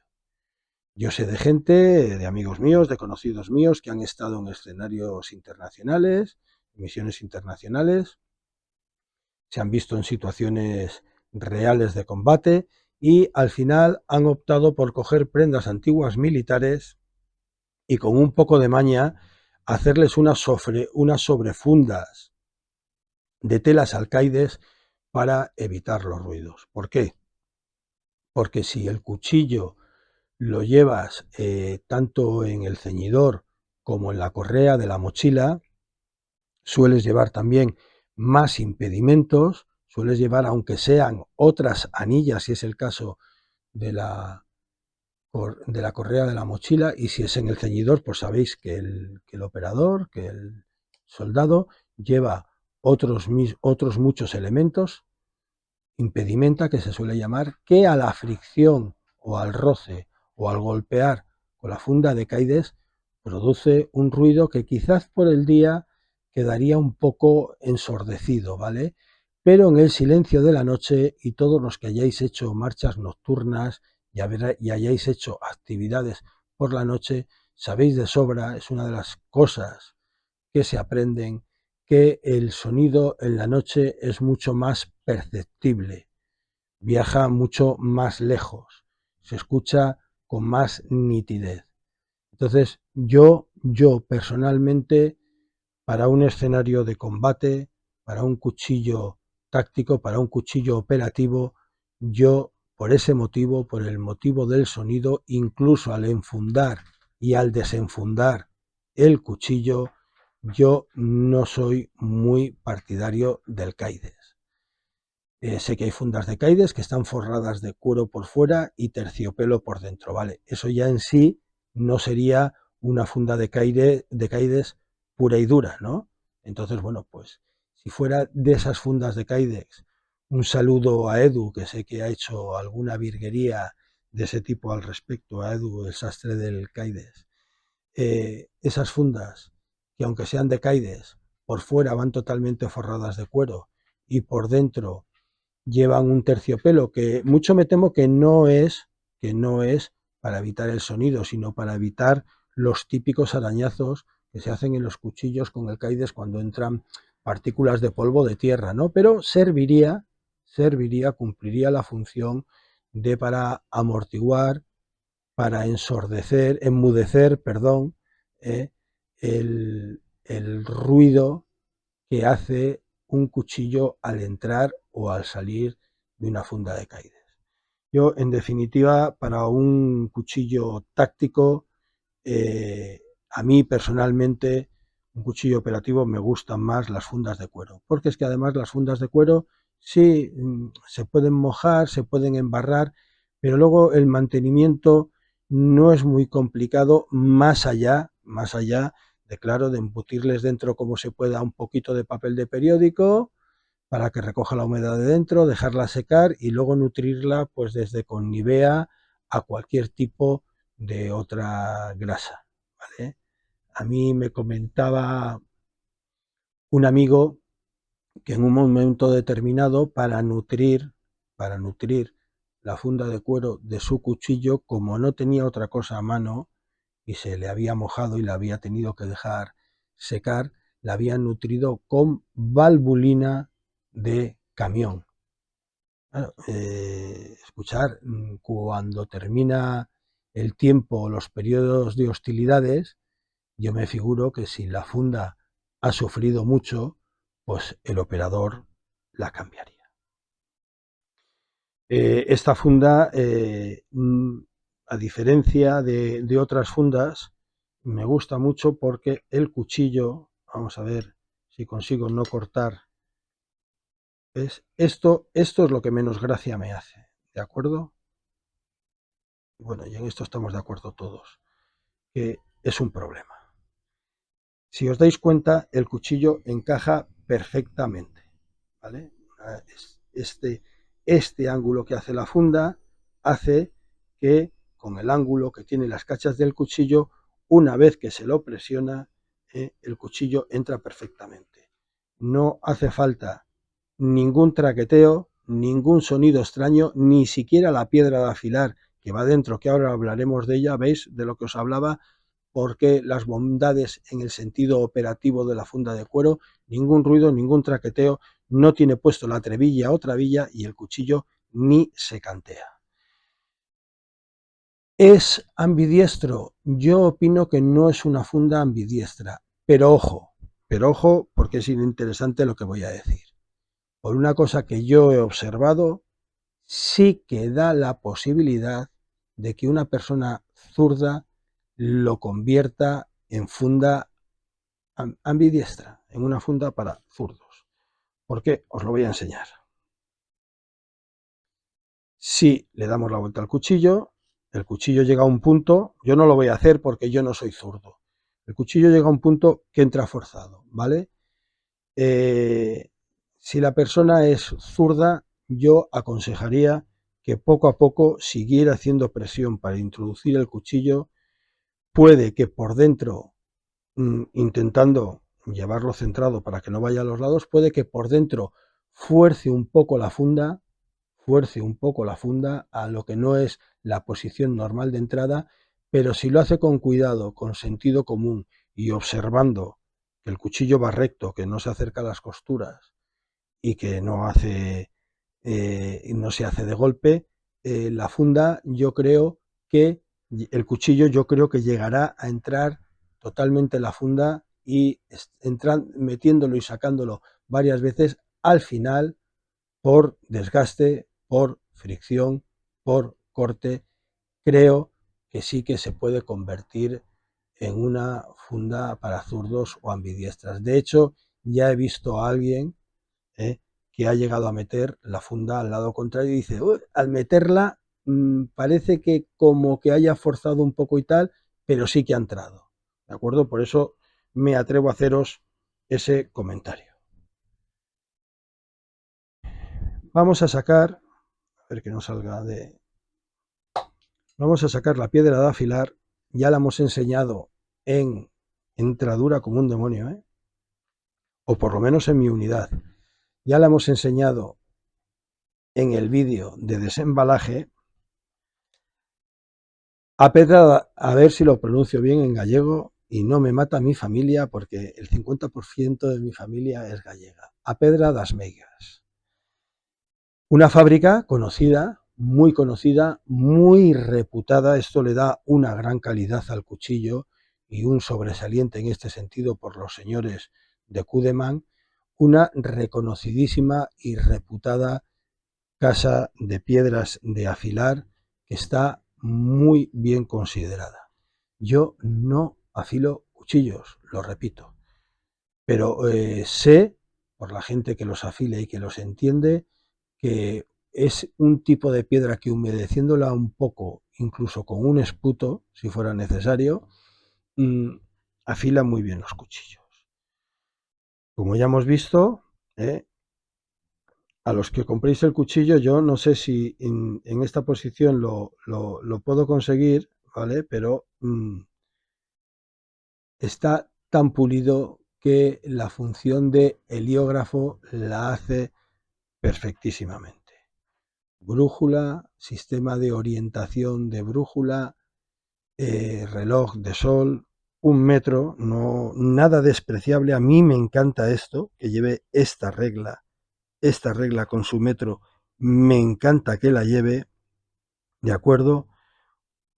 Unas leves explicaciones para su utilización y lo que está claro que requiere, que yo ya lo he dicho en el vídeo de desembalaje, es el que no tenga al día las nociones de cómo utilizar este tipo de chapas, pues acudir a un manual y remozar los conceptos, remozar las ideas, ¿vale? Porque es francamente útil. La piedra entra muy bien, ya lo dije en el desembalaje, bravo, porque el corchete sí que se cierra, sin necesidad de que esté la piedra dentro, cosa que no pasa en otros bolsillos de otros cuchillos de este tipo. Tiene que estar dentro lo que sea, ¿vale? Lo que se lleve, porque si no, al apretar se hunde y no llega a entrar el cuchillo. Y una simple trebilla o trabilla en la que va alrededor el nombre de la casa Kudeman, el elefante, ¿de acuerdo? Y dos agujeros para el cordón que va a la pernera. Yo no soy muy partidario de cordones a las perneras, pero lo lleva. El talid es muy amplio, como tiene que ser un cuchillo operativo,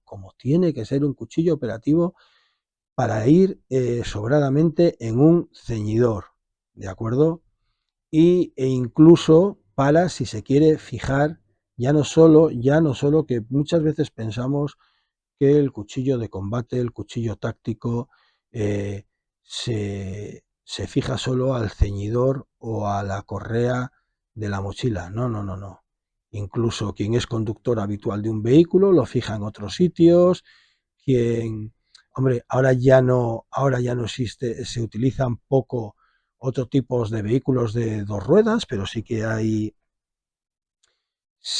unidades que llevan quads y creo que también hay unidades que siguen utilizando vehículos de dos ruedas. Lo que ya no creo que se siga utilizando es el sidecar, ¿no? El sidecar, que se utilizaba mucho en la Segunda Guerra Mundial, pero me refiero a que muchas veces los cuchillos, y en ese caso, en ese escenario, sí que sería útil el cordón de la pernera, pero no para ponerlo en la pernera.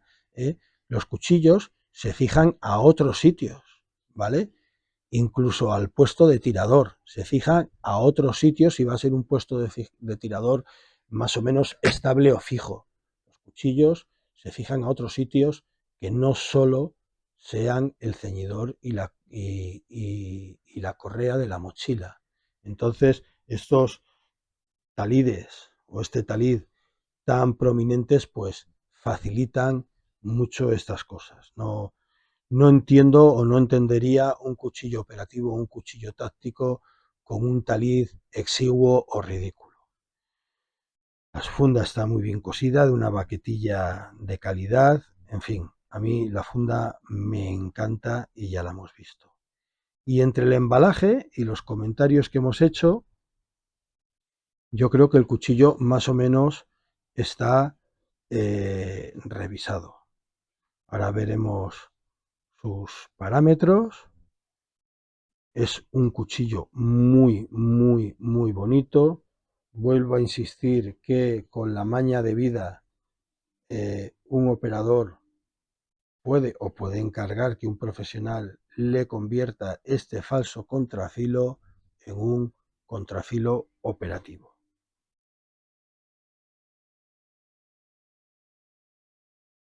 Y yo es que el vaciado del cuchillo, no quiero entrar, está a punto de pasar de puntillas por encima del tema, no quiero entrar en controversias estériles de verdad. A mí no tengo nada en contra de los vaciados cóncavos, porque entiendo que la frase del viejo Randall de cuida de tu cuchillo y tu cuchillo cuidará de ti, que siempre sabéis que la pongo al final de mis vídeos, es una realidad. Entiendo que el operador tiene que cuidar de su cuchillo igual que cuida del resto de las herramientas o armamento que porta encima. Entonces, tiene que saber hasta qué punto y hasta dónde puede llevar a su filo y qué puede hacer con él y qué no se puede hacer con él. El filo cóncavo le da un corte extraordinario, extraordinario al cuchillo, y más con el microbisel o microfilo que lleva, que lo estaréis viendo perfectamente porque es la única parte del filo que no va pavonada. Yo sé que algunos de vosotros no sois absolutamente nada, ni mucho ni poco, absolutamente nada partidarios de los vaciados cóncavos, pero bueno, yo ya os he dado mi opinión. Un acero Böhler, un acero de calidad, digo exactamente lo mismo. Para mí, si hubiera sido un MOVA, no hubiera sido ningún problema, ¿vale? Nuestros abuelos y nuestros padres utilizaban, sobre todo en los años 50, en los años 60, sobre todo en las prácticas cinegéticas o en campamentales y tal, utilizaban unos aceros de unas calidades bastante inferiores y utilizando esos aceros con la maña y con la destreza que ellos sabían que se tenían que utilizar, qué pocos cuchillos partidos he visto yo, ¿de acuerdo? Y eran unos aceros de menos calidades, de unas calidades bastante más ínfimas. Entonces, no hay por qué demonizar tanto como se demoniza al MOVA. Yo por lo menos lo veo así. Pero este cuchillo, en este caso, es un acero Böhler, que es un acero reputado y muy considerado. Sus tornillos Allen, perdón que no lo había dicho, que sujetan las cachas de G10, que no de mi carta, de G10, su cremallera ascendente, que ya lo habíamos visto, y en sí una morfología muy bonita para un cuchillo táctico, para un cuchillo operativo, para un cuchillo militar y, por qué no, como hemos explicado, también válido como cuchillo de combate. Ahora, este cuchillo es válido también para sacarlo al monte y para hacer con él supervivencias, aire libre, bushcraft. Sí, en mi opinión, definitivamente sí. Igual que yo he hecho aire libre y supervivencia con un cavar de la Segunda Guerra Mundial, ¿de acuerdo? O de la Guerra de Vietnam.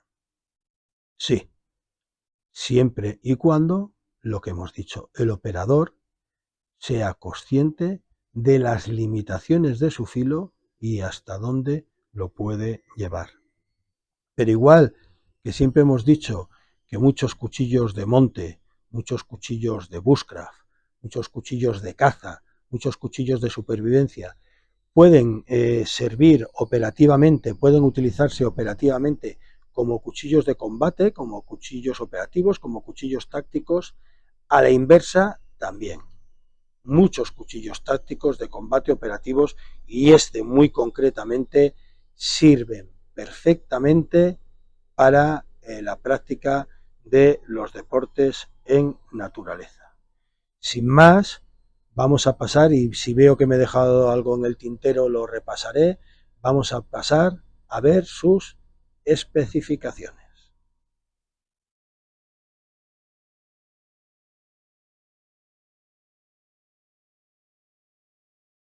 Y a continuación vamos a ver lo que pesa el cuchillo sin la funda. El cuchillo boina verde cadete sin la funda pesa 342 gramos. como siempre decimos, a expensas de los parámetros o de las medidas oficiales que dé la fábrica Kudemann. Nosotros siempre hacemos estas mediciones de una manera más rudimentaria, más de andar por casa. Y a continuación vamos a ver lo que pesa el cuchillo con la funda. Anda por varias mediciones que he podido hacer. Tengo hoy la balanza un poco díscola, entre 478 y 480 gramos. El conjunto del cuchillo está prácticamente en el medio kilo. Y para que podáis sacar las cuentas, depende de si os compráis solo el cuchillo o os lo compráis con la equipación completa, ¿vale? Con la piedra de afilar y el cordino de 5 milímetros suma 100 gramos más el total del cuchillo. Total que con toda la equipación completa el cuchillo pasaría del medio kilo. Y a continuación, con el Super Metro Bushcraft, vamos a ver lo que mide el cuchillo. Pues desde la punta hasta el rompecocos, hasta la parte más elevada del rompecocos, está casi en los 28 centímetros. Hay en zonas que pasaría de los 27 centímetros y medio. Pero en definitiva el cuchillo estaría entre los 27 centímetros y medio y 28. De hoja, ¿vale? Tendría 15 centímetros de hoja contado incluido con el recazo. Y de filo real, ¿de acuerdo? Tendría 14 centímetros de filo real, tomando la medición de forma lineal. Como es un cuchillo levemente afalcatado, probablemente si hiciéramos la medición por todo su recorrido correcto, probablemente arrojaría unos pocos milímetros más. Pero en general el filo útil es de 14 centímetros. Vamos a ver lo que mide el ancho de pala, que al ser afalcatado, pues nos va a arrojar, como es normal, varias medidas. 3 centímetros no llega y medio, y en la parte en la que calculo que es más ancha, pues supera los 3 centímetros y medio. A la par, ya que estamos aquí, vamos a ver lo que mide la piedra de afilar de A Pedra das Meigas, y mide prácticamente 10 centímetros por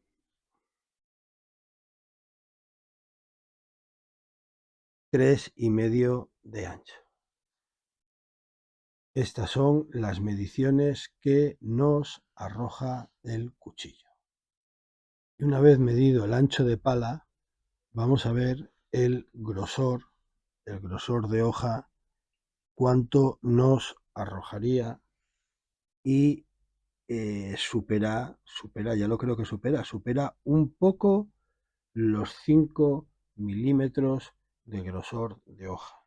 Vamos a comprobar si en el rompecocos nos daría la misma medida, y efectivamente 5 milímetros, ¿vale?, de grosor de hoja.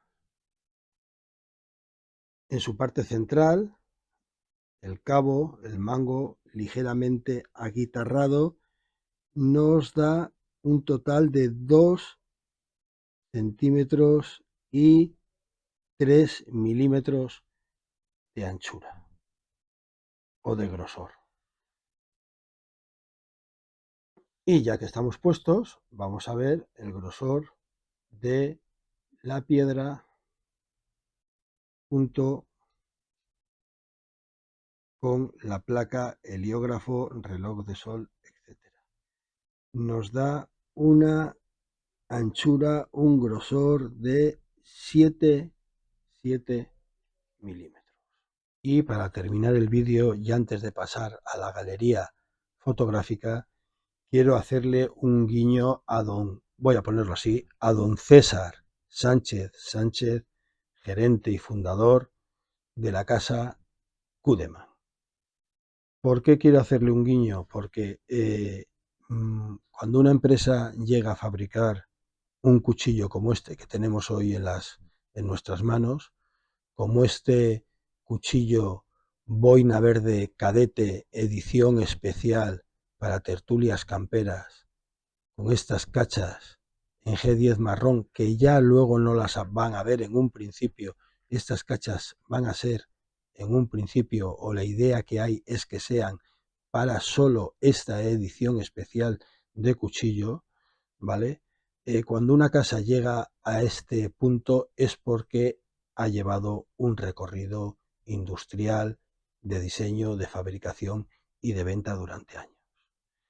Entonces, a mí me consta que la casa Cudeman está muy orgullosa de este modelo que voy a enseñar hoy, que en un principio no tiene nada que ver con el cuchillo del que estamos tratando, pero que es un cuchillo que en su día diseñó a principios de la fabricación, de la fábrica, al principio, cuando pusieron en marcha la firma Cudeman, lo diseñó don César Sánchez y sigue en producción todavía hasta el día de hoy. Es el cuchillo pistolo por la forma que tiene de la empuñadura. Vemos que no tiene los parámetros de muchos cuchillos bushcraft o de supervivencia que hoy en día tenemos. No tiene cremallera, no tiene agujero para cordón fiador, tiene un agarre excelente, una dactilera, parece un macho riojano, un cuchillo que eminentemente puede parecer un cuchillo de cortijero por el tema de las matanzas cuando llegan para San Antón, o un cuchillo cinegético. También, como decíamos, ¿quién me va a decir a mí que este cuchillo no podría ser un cuchillo de asalto en un momento de necesidad y que no hubiera otro tipo de herramienta? Pero bueno, no es el caso del vídeo de hoy, no es el caso desarrollar este cuchillo hoy, simplemente un pequeño homenaje al gerente, al dueño de la casa Cudeman, que en su día, al principio de la carrera, de la historia de esta fábrica, diseñó este cuchillo que ha aguantado muy bien el paso del tiempo. A mí es un cuchillo que me encanta y, como se suele decir en el viejo refrán castellano, de estos polvos vienen estos lodos. Llegar a una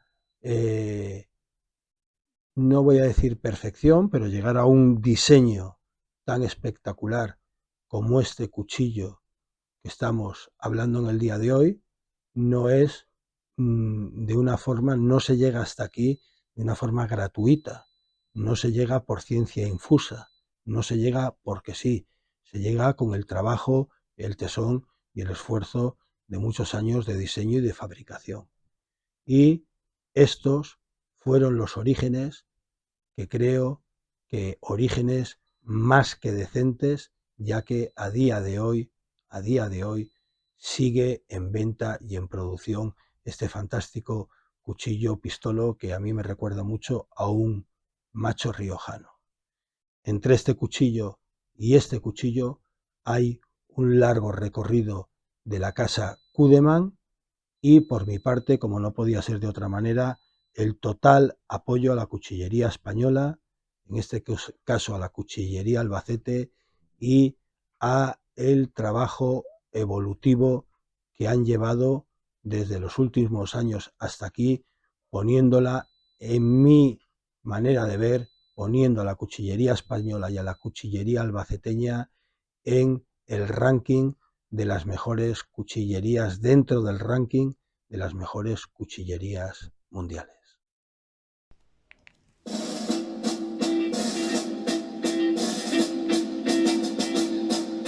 Son soldados nada más, por el cielo volarán, llevarán boinas verdes y el valor no les faltará. Sobre el pecho alas de plata, desde el cielo saltarán. Más de 100 hoy probarán, pero 3 tan solo valdrán. Cuerpo a cuerpo lucharán, noche y día por la paz. Llevarán boinas verdes y al morir todos honrarán. Sobre el pecho alas de plata, desde el cielo saltarán. Más de 100 hoy probarán, pero 3 tan solo valdrán. Una esposa